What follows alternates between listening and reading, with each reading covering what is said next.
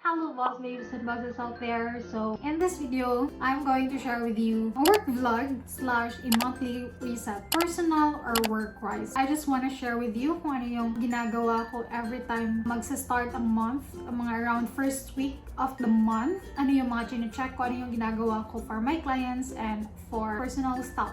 As you can see sa previous clips natin, nag-smudge na ako. Isa yan sa mga always ko talagang ginagawa. Pagpapasok ang month, kiniklex ko yung energy dito sa bahay kasi always ako nandito. For me lang pag naggaganan ako, parang refreshing or yung parang fresh start ulit. That's one thing that I always do every first week of the month. And then the second naman is yung mag-journal ako. Actually, most of the time mag-journal talaga ako, hindi lang siya first week of the month. Especially if feeling ko meron akong kailangan i-process na thoughts or feelings or something na kailangan kong mag-decide. Sinusulat ko siya kasi feeling ko mas nakakapag-isip ako ng maayos. Mas maganda yung decision making ko pag nasusulat ko siya. Another thing pa na always kong ginagawa is to check my expenses last month. So, kung ngayon first week of May, ang chine-check ko ng mga expenses ko and then income ko is April. Actually, yung nagmamanage sa money ko is yung twin sister ko. So, siya lahat talaga nagko-compute everything sa mga money in and money out. Siya na din yung nagpapasahod sa team ko.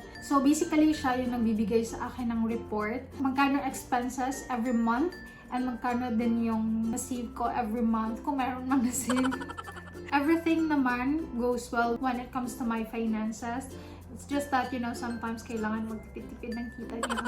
So, ayan. The next thing that I'm going to do now is to pay our postpaid bills ng mama ko at saka sa akin. Internet connection and then the credit card.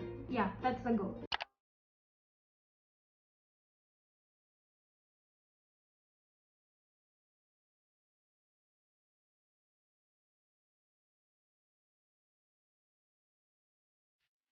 So, okay, I'm done na paying all my bills. Ang due date talaga ng wifi namin is always 15. Pero, always ako nag-a-advance talaga mag-pay sa kanila para hindi ko na sila isipin, diba? Nag-a-advance ako kasi hindi ko din gusto na maputulan ako ng internet connection. My work is my bread and butter, So, hindi ako pwede mawala ng internet connection. So, I always make sure talaga na advance ko siyang mabayaran. After paying all my bills, I always check din yung mga stock ko sa mga skincare ko, yung mga pang-journal ko, yung mga ganon. I need to buy another set of pens. Gusto ko yung mga pens na colorful tapos maliliit yung sulat niya. Gusto ko yung G-Tech na maraming kulay. So, I want to buy that siguro online or maybe I will try to go to Davao na lang and see if meron silang set na ganon. Kasi meron din akong ibang need bilhin for my journal kind of thing. So, I will try to check if meron akong mabili sa Davao City. Nag-check ako dito sa Digo City. Wala akong makita na gano'n. Yung iba, especially sa skincare, bumili na ako sa Shopee. Dumating yung isa. Here. I-unbox na lang natin. The Ordinary Manila PH. Actually, always ko talaga ito siyang ginagamit. Naubusan na ako. So cute. Kung bibili kayo ng mga The Ordinary, kailangan yung i-make sure talaga na hindi peke. Kasi maraming gumagawa nito ng mga peke.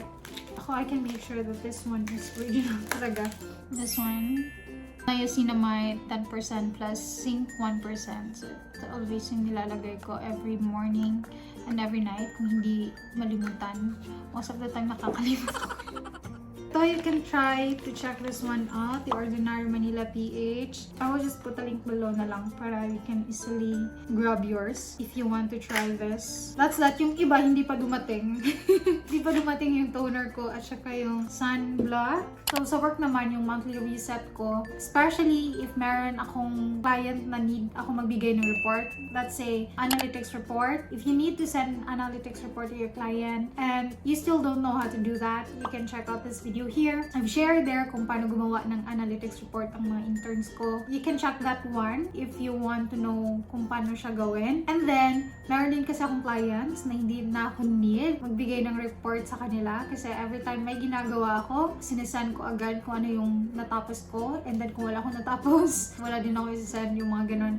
And then, meron din sometimes nagta-touch base meeting kami ng mga client ko. Meron ako isang client na every week kami nagta-touch base. Meron din na very seldom lang. Kung meron lang talagang need na pag-usapan. Kung wala-wala din. Pero, I would really say, I would highly recommend, especially if nagsiset talaga kayo ng goals every month. Send every end of the month kung ano yung na-achieve nyo and then ano yung ilulook forward nyo na ma-achieve next month for the work.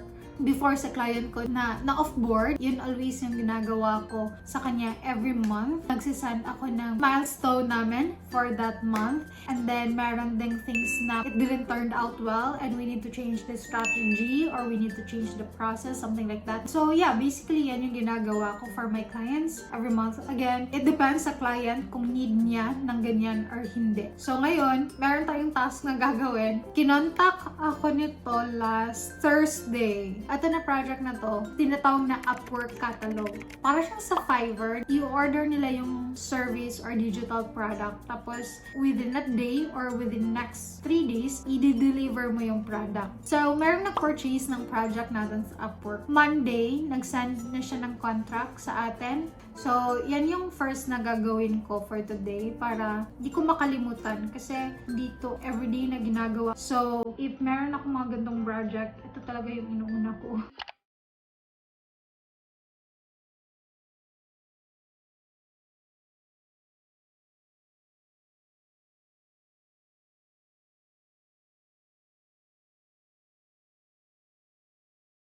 Okay, so nasend ko na yung mock-up. Unfortunately, I cannot share with you guys, but hopefully, you can understand yung ginawa namin or process by describing it to you guys. May ginawa kaming tatlong themes for them. May futuristic, may professional, at saka may modern. Tapos, nilagay namin siya sa mock-up para makita niya visually kung ano yung appearance, yung mga graphics na yun. Pag nilagay na talaga siya sa profile, pwede siyang mag-pick kung saan doon yung mas bet niya. Tapos, yung final design, saka namin isasend pag naka-pick na siya talaga ng design na gusto nila. So, ayun, I would say, no, if you are still confused pa kung ano yung mga services na ibibigay niyo sa client, maganda ang package, especially if you love graphic designing and maganda yung mga Canva designs niyo. I would highly recommend na gumawa kayo ng digital package wherein magde-design kayo. You will create 30 graphics for their social media posts para meron silang ma-post every single day. Or let's say you will create a banner for them. Or let's say you will create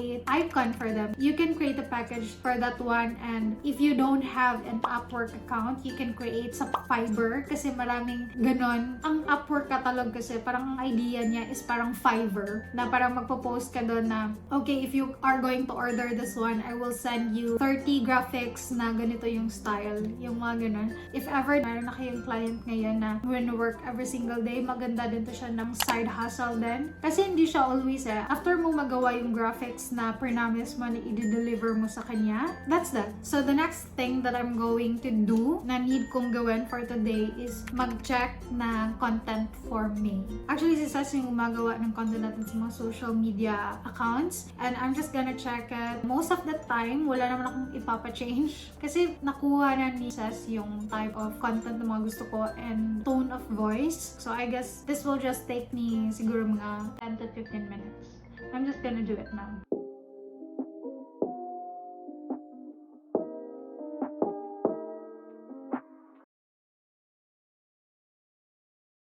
Ayun, so I'm done with checking the captions. Sa list ko ngayon, meron na lang akong tatlong gagawin. First, I will work sa second client ko. If you don't know sino yung second client ko at ano yung ginagawa ko, ito yan, ito. And then, meron din kasi akong bagong na-onboard na client. And still the same, iOS developer siya. Actually, na-refer lang siya ng second client ko. Kailangan ko din siyang i-work today. And then, the third thing na kailangan ko is magre-reply ako sa mga messages ng mga previous clients ko. Nangumusta lang, tapos hindi ko na-replyan. So, I have 3 previous clients. Hindi ko sila client ngayon. I have to respond to them. Gusto ko kasi pag nag-reply ako ng message, pangkaisahang reply. Sometimes nakakalimutan ko na, kailangan ko pala mag-reply. Ngayon, I'm going to reply na, oh, she sent a voice message to me. We will listen it together. Susie, my friend, I am good. Everything is good here. Well, thankfully, a little island just beside the UK. Okay, I think I'm running out of time to talk here, but let me know how you are and how everything is with you and your family. And yeah, let's keep in touch. And I often think of you. Take care, listen, and have a lovely day.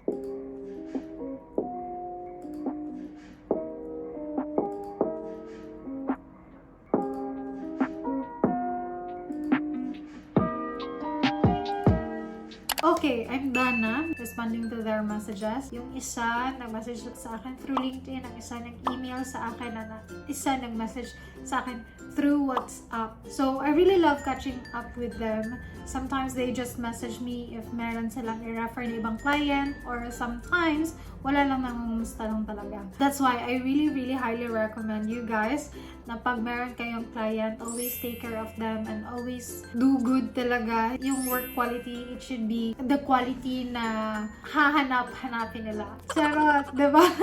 Yeah, I always make sure talaga na yung mabubuo ko na relationship naman together is not just as a business partner but also a friend. So, ayun, mag-start na tayo sa next client. And itong client na to, na-recommend lang ako sa kanya kasi friend siya ng current client ko, which is yung client number 2. The same sila, iOS developer. And then, ako yung gagawa ng flow sa story na malalagay doon.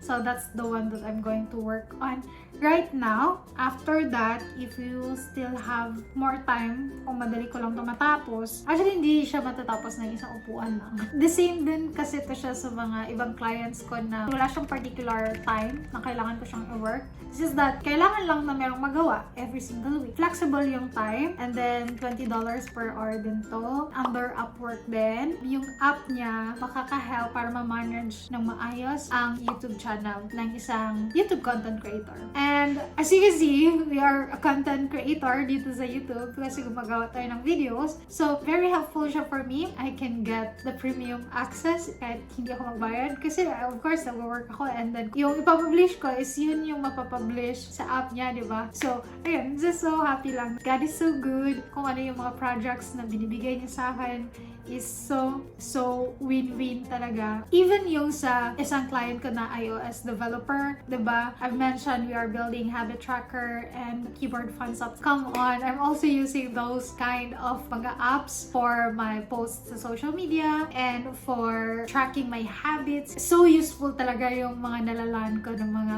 projects. Kahit sa personal aspect ko in life, nagagamit ko talaga siya. For my work, nagagamit ko din siya.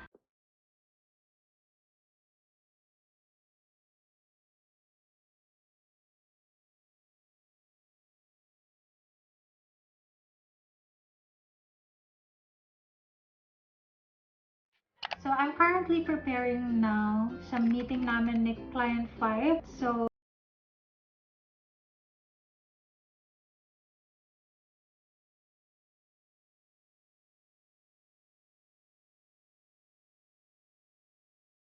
hi Simone, can you hear me okay? Hi, I can hear you well. How are you Perfect. today?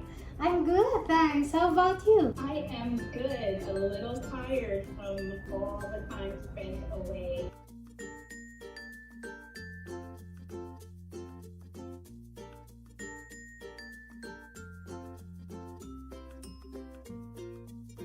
Thank you so much. Have a great day. You're welcome. Have a great one. Bye. Bye! So, natapos na tayo mag-meeting with Client 5, no? Actually, I'm a little bit stressed sa meeting namin kasi may mga changes. I'm thinking kung ano yung best next step to do. But yeah, let's just see what will be my next move for that. And I've also worked a little bit sa Client 6 natin. It's already 4:39 and maybe lalabas muna ako, eat muna ako, and then pagbalik ko dito, feeling ko hindi ako makawatch ng movie. I think I would prefer to read book, yung for my client number 2, para meron akong progress sa book na yon. Yeah, I think that's that. Siguro, when it comes to monthly resetting, when it comes to clients, just more on touch basing and giving reports to the client. And yes, if you are still watching up until this point, thank you so much for sticking with me. I really appreciate it. Sana meron kayo natutunan sa monthly resetting natin / work vlog natin, and hopefully nag-enjoy kayo kasi I always enjoy doing this kind of vlog na parang normal vlog lang siya. Normal vlog! Ano hindi normal? So yeah, thank you so much for watching. Hope to see you guys on my next one. Bye!